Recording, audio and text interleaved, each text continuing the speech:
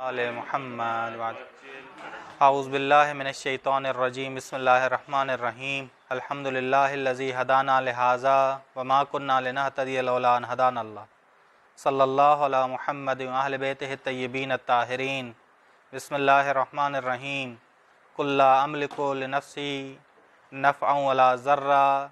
सलावत पढ़ें मोहम्मद और आले मोहम्मद। अल्लाहुम्मा सल्लि अला मुहम्मद व आले मुहम्मद व अज्जिल फ़रज।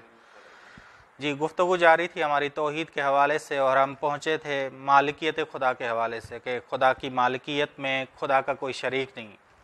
बाकी जो अगर खुदा की तरफ से किसी को मिल्कियत मिले तो वो मज़हर मिल्कियत होगा, मालिक नहीं होगा। मज़हर मिल्कियत खुदा होगा, बस अल्लाह के अलावा कोई मालिक नहीं। कुरान करीम ने रब के शरीक होने की कुरान ने नफ़ी की है। कहा है कि रब वो है जो मालिक है, अल्लाह के अलावा कोई मालिक नहीं है। अल्लाह के अलावा कोई मालिक नहीं है। ये सूरह माइदा की आयत नंबर 76 है। कुल अतअबुदून मिन दूनिल्लाह है, कह दो कि क्या तुम इबादत करते हो अल्लाह के अलावा माँ उन बुतों की ला यमलिकु लकुम ज़र्रन वला नफ़ा, जो न तुम्हारे लिए किसी नफ़े का इख्तियार रखते हैं न किसी नुकसान का। यानी तुम्हारे दुश्मन को न वो अपने नाफरमान को ना वो कोई जज़ा दे सकते हैं जहन्नम की, और ना ही अपने फरमाबरदारों को जन्नत की कोई जज़ा दे सकते हैं। बस यहाँ देखें, यहाँ खुदावंद आलम ने कहा है कि कुल अतअबुदून मिन दूनिल्लाह, कि क्या तुम इबादत करते हो। इबादत किसकी होनी चाहिए? इबादत सिर्फ मालिक की होनी चाहिए, मालिक हकीकी की होनी चाहिए। और मालिक हकीकी बुत नहीं, अल्लाह है। कुल अतअबुदून मिन दूनिल्लाह मा ला यमलिकु लकुम नफ़अन मा ला यमलिकु लकुम ज़र्रन वला नफ़ा। बस क्योंकि जो रब है वो माबूद है। रब वो है जो मालिक है। इबादत अल्लाह के लिए मुनस्सर है। बस अल्लाह ताला रसूल खुदा को कहता है कि लोगों से दो बातें करो, दो बातें लोगों को समझाओ ताकि उनकी तौहीद मजबूत हो। अव्वल ये बताओ कि तुम अपने ऊपर भी इख्तियार नहीं रखते, तुम्हारा इख्तियार अपने ऊपर भी नहीं है। कुल ला अमलिकु लिनफ्सी, सूरह आराफ में आयत नंबर 188, कुल ला अमलिकु लिनफ्सी नफ़अन वला ज़र्रा। तुम कह दो कि मैं अपने ऊपर भी इख्तियार नहीं रखता, अपने ऊपर भी मालिक नहीं हूँ, न नफ़े का ना नुकसान का। अव्वल। दूसरी बात जो इनसे कहो वो ये है कि न मैं तुम पर मालिक हूँ। सूरह जिन में है, कुल इन्नी ला अमलिकु लकुम ज़र्रन वला रशदा। कह दो कि मैं तुम्हारे ऊपर भी मालिक नहीं हूँ। मालिक खुदावंद आलम है। बस रसूल खुदा को कहा गया, ये सूरह अनाम की जो हम नमाज के शुरू में, हमारे यहाँ मुस्तहब है कि नमाज के शुरू में ये ताकीबात पढ़ के अल्लाह अकबर कहें, तकबीर कहें। वो क्या? कुल इन्न सलाती व नुस्की व महयाय व ममाती लिल्लाहि रब्बिल आलमीन। ये कह के अल्लाह अकबर कहे, क्योंकि खुदा मैं अपने ऊपर भी इख्तियार नहीं रखता तो मैं कैसे गैरों पर इख्तियार रखूं। कह दो कि मेरी नमाज, मेरे सारे अमाल, मेरी ज़िंदगी, मेरी मौत मेरी नहीं है, लिल्लाहि रब्बिल आलमीन। मालिक कौन है? अल्लाह ताला है जो रब्बुल आलमीन है। बस इंसान कामिल कहता है कि मैं अपने नफ्स पर मालिक नहीं हूँ, मैं दूसरों पर मालिक नहीं हूँ। बस ये जो आंखें मेरी खुली हैं, ये नहीं जानता कि कब तक खुली, मुझे नहीं मालूम कि ये कब तक खुली हैं। बस ये कब बंद हो जाएंगी मुझे नहीं मालूम। ये पानी जो मैं पीता हूँ कब तक गले से उतरेगा, कब तक गला मेरा कबूल नहीं करेगा, ये अल्लाह ताला। बस औकात जब इंसान करीब हो जाता है मौत के, तो जहन में रखिएगा वहाँ जो दवाई इंसान के जिस्म के लिए पहले मुफीद थी वो मुफीद नहीं रहती, बेअसर हो जाती, बस औकात नुकसान देती है। आप सुनते हैं कि वही दवाई उसने खाई और नुकसान उसे पहुंचा। ठीक, बस आया गले से उतर जाएगा पानी, या गले से उतरने से पहले मेरी जान परवाज करेगी। बस ये मालिक हकीकी कौन है? खुदावंद आलम। बस नमाज से पहले भी और नमाज के बाद भी हमें ये कहा गया है कि खुदा के मालिक हकीकी होने का ऐलान करो। بس मालिकियत एतबारी क्या है? मालिकियत एतबारी ये है कि इंसान को इख्तियार है कि फ़ेल वाजिब को अंजाम दे, उसे तर्क ना करे, उसे तर्क ना करे, ये गुनाह हो।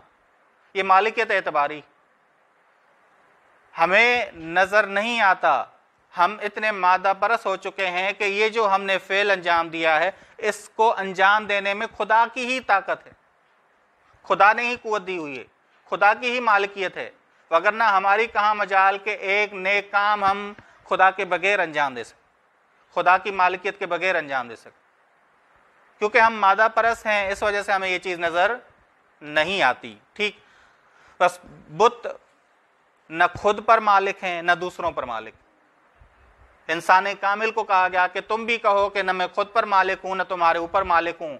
अगर मालिकियत मुझे विलायत मिली है तो अल्लाह ताला की जानिब से मिली, अल्लाह ताला की जानिब से मिली है। बस आइम्मा अलैहिस्सलाम ने हमें क्या क्या क्या कहा है? आइम्मा अलैहिस्सलाम ने हमें कहा है कि नमाज से पहले ऐलान करो कुल इन्ना सलाती व नुस्की व महयाया व ममाती लिल्लाहि रब्बिल आलमीन। नमाज के बाद क्या ताकीबात पढ़ो? नमाज के बाद ये आइम्मा ने ताकीद की है कि ये दुआ पढ़ा करो। ये सूरह आल इमरान की ये आयत, कुलिल्लाहुम्मा मालिकल मुल्के तुतिल मुल्क मन तशा। कह दो कि अल्लाह तू मालिक मुल्क है, मालिक मुल्क है, तू सल्तनत पर भी मालिक है। सिर्फ मालिक नहीं है, सल्तनत में भी मालिक है। जिसे चाहे तू दे, जिसे चाहे तू दे, तुतिल मुल्क मन तशा, जिसे चाहे तू देता है। बस नमाज में ताकीद की गई है कि नमाज जब आप पढ़ें तो कम से कम एक रकत में सूरह कुल हुवल्लाह पढ़ें। मुस्तहब है कि दोनों में पढ़ें। कुल हुवल्लाह यानी क्या? कुल हुवल्लाह यानी ऐलान के खुदा तो ही मालिक है। मालिकियत में तू अहद और वाहिद है, खुदावंद आलम अहद और वाहिद है। कुल हुवल्लाहु अहद पढ़ो। ताकीबात में नमाज के बाद हमें कहा गया कि आयतुल कुर्सी पढ़ा करो, आयतुल कुर्सी पढ़ा करो, ताकि मालिक हकीकी किसको समझो? अल्लाह ताला को समझो। ये सारी ताकीबात हमारी तरबियत करने के लिए, हमारी तरबियत करने के लिए। बस अगर कोई इन मारिफ से आशना हो, ये मारिफ आशना होकर पढ़े तो वो कभी शिरक करेगा? वो कभी शिरक नहीं कर सकता। असल मुश्किल क्या है? मुश्किल है हमारे यहाँ रट्टा, हमारे यहाँ आदत। अगर हम समझ के पढ़ें तो हम शिरक से लम्हा बलम्हा दूर हो सकते हैं, लम्हा बलम्हा। नमाज से पहले कुल इन्ना सलाती व नुस्की, नमाज के बाद कुल अल्लाहुम्मा मालिकल मुल्क तुतिल मुल्क मन तशा। यहाँ अल्लाहु ला इलाहा इल्ला हुवल हय्युल कय्यूम ला ताखुज़ुहु सिनतुन वला। खुदा तेरी मालिकियत ऐसी है कि कभी भी एक लम्हे भी तू इस जहां को रिहा नहीं करता। खुदा बस तौहीद कितनी मजबूत हो सकती है। बस रोज़े क़यामत जो हम कहते हैं कि यौम क़यामत वो दिन है, ला तमलिकु नफ्सुन लिनफ्सिन शैया, उस दिन कोई नफ्स किसी नफ्स पे इख्तियार नहीं रखेगा। वल अम्रो, हत्ता के इंसान खुद पर भी, वल अम्रो, हत्ता के ये बात करने की, इशारा करने की इजाजत तक नहीं होगी जब तक खुदा इजाजत ना दे। यौम ला यतकल्लमून इल्ला मन अज़न लहुर रहमान, उस दिन वो बोल तक नहीं पाएंगे मगर ये कि खुदा जिसे इजाजत दे, खुदा जिसे इजाजत दे। ये मालिकियत हमें दुनिया में क्यों नहीं नजर आती? मुश्किल क्या है हमारी मुश्किल क्या है? दुनिया में अगर किसी की मुश्किल हल हुई, दूसरे ने उसकी मुश्किल हल की, दूसरे ने उसकी मुश्किल हम हल की। वजह क्या है कि हमें उसमें, जैसे ज़ैद है, ज़ैद ने किसकी मदद की? खालिद की मदद की। मिसाल के तौर पे ज़ैद ने खालिद की मदद की, तो हमें यह क्यों नहीं नजर आता कि ये खुदा ने मदद की है? वजह क्या है? क्योंकि हम बातिन शनास नहीं है, बातिन को हम देखते नहीं है कि मुश्किल का हल करने वाला उस ज़ैद ने अगर खालिद की मदद की है तो ज़ैद को तौफीक किसने दी है कि आए? रास्ते किसने खोले हैं उसके? ये अगर हमें समझ आए, सिर्फ हम देखें कि खुदावंद आलम ने उसे तौफीक दी है, वगरना बहुत सारे थे जिन्हें तौफीक नहीं मिली, बहुत सारे थे जिन्होंने हमारी मदद नहीं की। ये सिर्फ ज़ैद क्यों आया? कि खुदावंद आलम ने उसे तौफीक दी। बस ये जो इमाम अली अलैहिस्सलाम का कलाम नहजुल बलागा में इमाम फरमाते हैं کہ المسکین رسول اللہ، مسکین اللہ کا بھیجا ہوا ہے۔ صرف یہ نہ سمجھیے گا کہ مسکین اللہ کا بھیجا ہوا ہے، مدد کرنے والا بھی اللہ کا بھیجا ہوا ہے، مدد کرنے والا بھی اللہ کا بھیجا ہوا ہے۔ اگر ہم مالکیت کے قضیے کو، مالکیت کے مسئلے کو صحیح طرح سے سمجھیں تو ہم یہاں ناممکن ہے کہ شرک کریں اس جہاں میں۔ بس مولا علی مشکل کشا یعنی کیا؟ کس نے مولا علی علیہ السلام کو مشکل کشا بنایا؟ کس نے بھیجا ہے؟ کون ہے اصلی محرک؟ کون ہے اصلی مؤثر؟ خداوند عالم۔ بس یا علی مدد سے آپ پہنچ سکتے ہیں توحید تک، پہنچ سکتے ہیں توحید تک، کوئی مشکل نہیں ہے ہمارے یہاں، ٹھیک؟ بس یہ مسائل بس ہم سمجھیں، مالکیت خدا کو سمجھیں کہ مسکین جو آیا ہے وہ اللہ کا بھیجا ہوا ہے، مدد کرنے والا جو آیا ہے اسے اللہ نے توفیق دی، اسے اللہ نے توفیق دی ہے۔ بس کوئی اگر کسی کی مشکل حل کرتا ہے تو مشکل حل کرنے والا کون ہے؟ ید اللہ ہے، ید اللہ ہے، اللہ نے اسے توفیق دی ہے۔ بس سمجھ کیا آئی بات؟ سمجھ خلاصہ یہ ہے کہ لیس کمثلہ شیء، خدا جیسا کوئی نہیں، نہ خدا کی خالقیت میں خدا جیسا کوئی ہے، نہ خدا کی ربوبیت میں خدا جیسا ہے، نہ کوئی مالکیت میں خدا جیسا ہے، نہ معبودیت میں خدا جیسا ہے، کوئی خدا جیسا نہیں ہے۔ بس سورہ بقرہ نے کہا وَلَا تَجْعَلُوا لِلَّهِ أَنْدَادًا، تم اللہ کے لیے ند قرار نہ دو، مثل قرار نہ دو، بس مثل قرار نہ دو، مالکیت ہو، خالقیت ہو، ربوبیت ہو، عبودیت ہو، جس میں بھی خدا کا مثل قرار نہ دو۔ بس اللہ تعالیٰ مالک ملک ہے، اللہ تعالیٰ مالک بھی ہے، ملک بھی، مالک بھی ہے، ملک بھی ہے، آسمان اور زمین کا مالک تکوینی، اور اس کی سلطنت بھی کس کے پاس ہے؟ خداوند عالم، اس کی سلطنت پہ بھی خدا مالک ہے۔ بس اس مالکیت پر مسلط ہے خداوند عالم، مالک الملک صرف اللہ تعالیٰ، اور کوئی نہیں، اور کوئی نہیں ہے۔ بس ہم کہیں کہ اللہ یہ سلطنت کبھی جناب سلیمان کو تو عطا کرتا ہے، کبھی جناب یوسف کو عطا کرتا ہے۔ جناب یوسف کے لیے آیا، قرآن میں آیا کہ جناب یوسف نے کہا رب قد آتیتنی من الملک، خدا اے میرے پروردگار تو نے مجھے ملک دیا ہے، کیونکہ تو مالک الملک ہے، مالک الملک ہے۔ یہاں جناب ابراہیم کے لیے آیا کہ آتیناہ ملکا عظیما، ہم نے انہیں ملک عظیم دیا، ملک عظیم دیا۔ اب جی سوال یہ ہے، ایک معاملہ حل کریں ہم کہ اللہ تعالیٰ نے کہا ہم نے آل ابراہیم کو ملک عظیم دیا، ملک عظیم دیا، دوسری جانب رسول خدا صلی اللہ علیہ وسلم فرماتے ہیں کہ میں کسی پر مالک نہیں ہوں، میں کسی پر مالک نہیں ہوں۔ یہ تضاد نہیں ہے کہ خدا کہہ رہا ہے کہ ہم نے آل ابراہیم کو ملک عظیم دیا، دوسری جانب سے رسول خدا کہہ رہے ہیں کہ میں کسی چیز پر مالک نہیں ہوں۔ قل ان صلاتی و نسکی و محیای و مماتی للہ رب العالمین، کہہ دو میری نماز، میرے سارے اعمال، میری زندگی، میری موت میری نہیں ہے، اللہ مالک، میں کسی چیز پر مالک نہیں ہوں۔ ان میں تضاد نہیں ہے، ان میں کوئی منافات نہیں، ان میں کوئی منافات، بس اللہ تعالیٰ ذاتاً مالک، مالک الملک ہے، ملک عظیم ہے، مالک عظیم ہے۔ انبیاء علیہ السلام مظہر مالکیت خدا ہیں، مظہر مالکیت خدا ہیں۔ ایسا نہیں ہے کہ خدا نے ان کو مالکیت تفویض کر دی ہو، تفویض کر دی ہو یعنی کیا؟ خدا نے یہ جہاں بنایا، اس کے بعد معاذ اللہ خدا تھک گیا اور ساری مالکیت کسی اور کو دے کے خدا فارغ ہو گیا، خدا معطل ہو گیا، اسے تفویض کہتے ہیں کہ خدا اپنی مالکیت کسی اور کے حوالے کر دے، کسی اور کے حوالے کر دے، کسی اور کو دے دے۔ بس یہ مالکیت خدا کسی اور کو حوالے کر دے، نہیں، ایسا ہو ہی نہیں سکتا۔ بس دین کہتا ہے کہ لمحہ بلمحہ ہم محتاج ہیں کس کے؟ مالک عظیم کے۔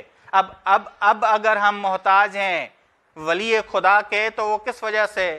کیونکہ ولی خدا ہمیں جوڑتا کس سے ہے؟ ملک عظیم سے، مالک عظیم سے، خداوند عالم سے، خداوند عالم سے۔ اگر کہیں یا علی مدد کہتے ہیں تو یا علی مدد اس لیے کہتے ہیں کہ علی علیہ السلام کی مدد سے ہم پہنچتے کہاں ہیں؟ مالک عظیم پر، مالک عظیم کی طرف جاتے ہیں، مالک عظیم سے جڑتے ہیں۔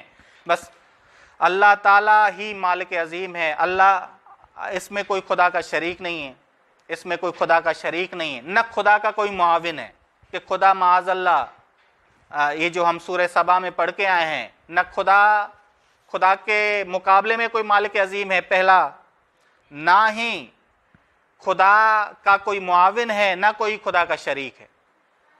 بس خدا ایسا نہیں ہے کہ تھک جاتا ہو کام انجام دیتے ہوئے، بس ضرورت پڑتی ہے کہ اسے شریک چاہیے یا اس سے معاون چاہیے۔ شریک بسا اوقات کاروبار میں شریک بنایا جاتا ہے، بسا اوقات شریک نہیں، نیچے جو ہے لوگوں کو رکھا جاتا ہے، اپنے نیچے لوگوں کو رکھا جاتا ہے جو معاون بنتے ہیں، بس معاون اور ہے، شریک اور ہے۔ بس نہ ہی کوئی شریک ہے خداوند عالم کا، نہ ہی کوئی معاون ہے خداوند عالم کا، نہ ہی کوئی خدا کے مقابلے میں۔ بس تبھی رسول خدا صلی اللہ علیہ وسلم کو کہا گیا کہ دو اعلان کرو، ایک اعلان کہ میں تم پر مالک نہیں ہوں، دوسرا اعلان کہ میں اپنے آپ پر مالک نہیں ہوں۔ بس مجھے اگر ملکیت ملی ہے تو کس کی جانب سے ملی ہے؟ جیسے جناب سلیمان نے کہا کہ یا جناب یوسف نے کیا کہا؟ رب آتیتنی من الملک، خدا تو نے مجھے ملک دیا۔ بس میں اپنے اوپر بھی نہیں اختیار رکھتا ذاتی طور پہ، نہ تم پر اختیار رکھتا ہوں، تم پر مالک ہوں۔ اگر مالکیت ملی ہے مجھے، تم مجھ سے آ کے سیکھتے ہو، مجھ سے مدد لیتے ہو، مجھ سے کچھ حاصل کرتے ہو تو اللہ تعالیٰ کی وجہ سے۔ بس انسان کا کوئی لمحہ بھی اگر ولی خدا سے جڑے تو شرک سے انسان دور ہو سکتا ہے۔ انسان اگر توحید کو مد نظر رکھے، بالخصوص جو نماز سے پہلے کی تاکیبات ہیں اور جو نماز کے بعد کی تاکیبات، اگر ان کو ہم مد نظر رکھیں، یہ تاکیبات ہماری تربیت کرتی ہیں، توحیدانہ تربیت کرتی ہیں، ان کے فلسفے ہیں، یہ دعائیں ہماری زندگی کو سنوارنے کے لیے ہیں۔ ایسا نہیں ہے کہ ہم صرف جزا اور ثواب لے کر معاملہ ختم کر دیں۔ عمومی طور پہ معاشرے میں دیکھیں، دعا اس لیے پڑھتے ہیں کہ ثواب لیں، نہیں، دعا اس لیے پڑھیں کہ معرفت حاصل کریں، عقیدہ درست کریں، اخلاق کو بلند کریں۔ بس خدا ہمیں یہ توفیق دے کہ تاکیبات ہماری توحید کو مضبوط کریں۔ صلی اللہ علی محمد اہل بیتہ الطیبین الطاہرین۔